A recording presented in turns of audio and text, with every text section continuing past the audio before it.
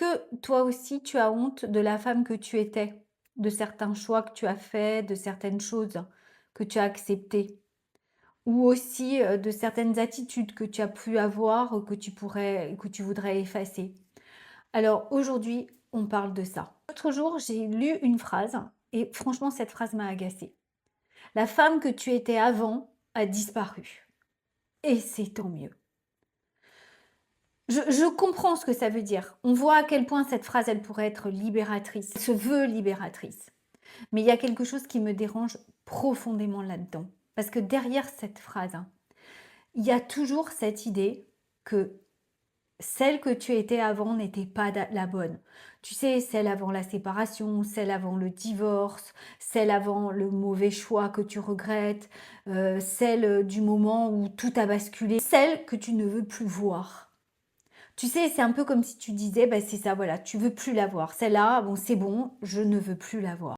Je me comprends, je me concentre sur la femme badass que je vais devenir, la femme puissante, la nani, la nana, comme si avant tu étais rien et que aujourd'hui tu peux devenir tout. Et que celle qui était rien, eh bien, on pouvait l'écraser, la nier, la réduire au silence.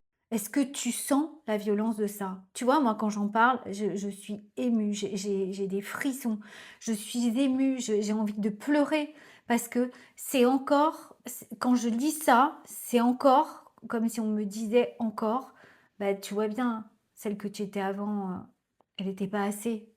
Et encore une fois, tu vois, pour moi, ça serait presque nier la petite qui était là, de qui on s'est moqué au collège, la petite à qui on a dit: «Tais-toi», la petite, à qui on a dit: «Oui, mais de toute façon, toi, ce que tu fais, c'est jamais assez bien». Parce qu'on a toutes entendu ces phrases-là. Oui: «Oh bah, tu aurais pu mieux faire. Oh, tais-toi. Oh, tu as fait ça, tu aurais pas dû». C'est encore nier ça. On a toutes été moquées au collège, à l'école élémentaire, on a toutes été moquées, et c'est parti de nous. Elles ont souffert, elles souffrent encore peut-être. Tu sais, ces filles, cette petite qui passait au tableau et tout le monde rigolait parce qu'elle était trop grosse, parce qu'elle était trop ci, pas assez cela. Et en disant: «Celle que tu étais avant a disparu et c'est tant mieux», j'ai l'impression qu'on met dans un cercueil ces parts-là. Et pour moi, c'est extrêmement violent, en fait. Celle que tu étais avant, elle a fait des choix, elle a eu des attitudes, elle a fait avec ce qu'elle pouvait, avec ce qu'elle ressentait, avec son histoire, avec ce qu'elle comprenait, avec ce qu'elle avait à l'intérieur. Tu sais pourquoi cette phrase, elle est violente? Parce qu'elle met encore beaucoup de culpabilité. Beaucoup de culpabilité. Ouais, celle que j'étais n'était pas assez, donc forcément, elle a tout mal fait.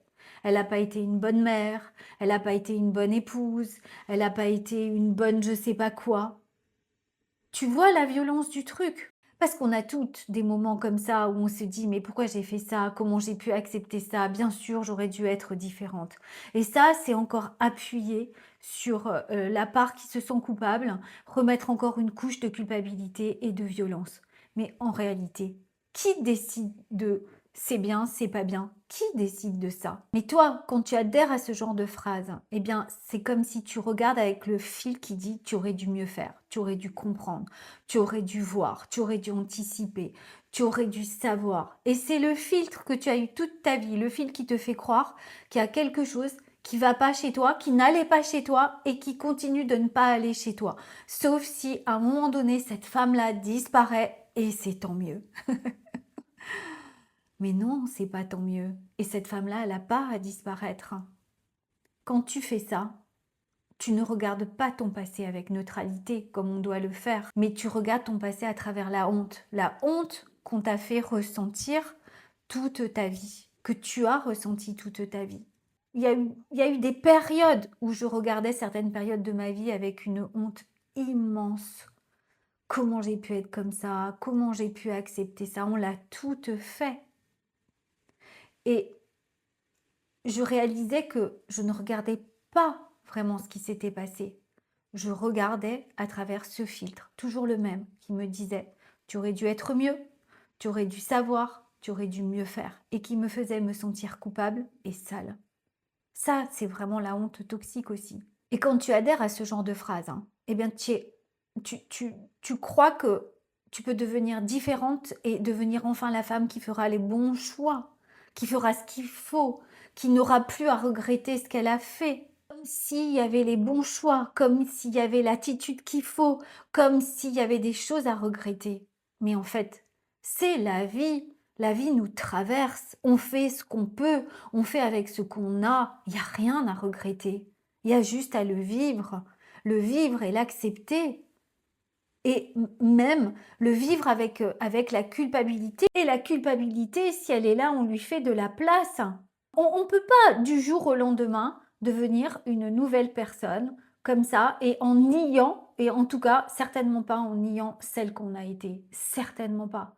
On peut devenir, on peut changer, on peut se transformer, mais pas en se disant qu'il y a une part de nous qui doit guérir, parce que cette part-là, elle ne vaut rien.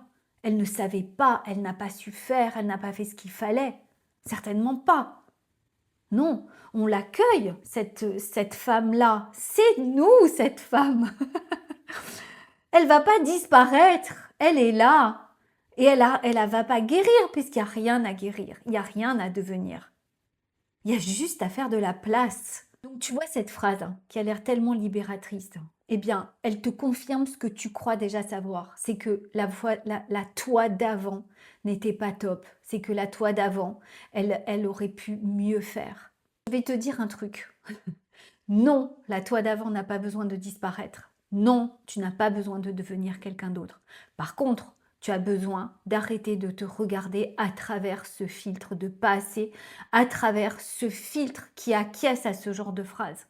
Parce que quand tu acquiesces à ce genre de phrase, eh bien, tu continues à regarder qui tu es à travers ce filtre de pas assez et à travers la honte toxique. C'est ça qui est à voir. Et plus tu le vois, plus ça disparaît. Et plus ça disparaît, plus tu peux être vraiment qui tu es. Derrière tout ça, derrière tout ce brouillard, tu as besoin de comprendre tous ces programmes inconscients qui t'ont fait croire que tu n'étais pas assez, que tu ne le serais jamais et que, en tout cas, celle que tu étais devait disparaître. Et que ça serait tant mieux parce que tu deviendrais quelqu'un d'autre. Mais c'est impossible. C'est impossible. Je vais te dire, moi j'ai fait ça pendant des années. Pendant des années, je jugeais tout ce que je faisais, qui j'étais à travers ce filtre-là. Donc rien ne trouvait grâce à mes yeux. La seule chose qui me semblait valable, c'était de, allez, tu sais quoi, on fait table rase, on élimine tout et on reconstruit par-dessus. Mais on n'est pas une maison. On n'est pas une maison où on casse tout et on recommence. Non, on est nous. Quand on fait ça, quand on se dit, ok, je casse tout et je recommence, c'est nier la grandeur de qui on est déjà. Parce qu'on est déjà des êtres merveilleux. On est déjà unique. C'est oublier ça, c'est ne plus jamais se voir tel qu'on est, unique et merveilleuse, mais toujours se juger par rapport au filtre du pas assez. Et bien sûr, quand tu te regardes avec ça, tu sais, tu peux en faire beaucoup des choses, hein, mais ça marche jamais. Si tu vois que peu importe ce que tu fais là, tu reviens toujours à cette sensation de pas assez, si tu te reconnais dans ce que je viens de dire, si finalement mon explication tu t'es dit oui, c'est vrai, c'est quand même violent cette phrase, puis moi finalement j'ai pas envie de disparaître, eh bien, c'est un programme inconscient qui tourne. Si tu veux commencer à comprendre comment ça fonctionne chez toi, contacte-moi. Tu as deux possibilités. On prend rendez-vous avec ta séance découverte. On voit ensemble comment je peux t'aider. Et tu peux aussi commencer par faire le quiz. Tu trouveras le lien du quiz en description de cette vidéo. Le quiz, c'est pour revoir quels sont tes styles d'attachement et selon tes styles d'attachement, ça te montre comment tu fonctionnes. Le quiz va te faire comprendre quel programme relationnel inconscient tourne chez toi. Et souvent, rien que mettre un mot dessus, rien que lire la description, bien ça peut tout changer.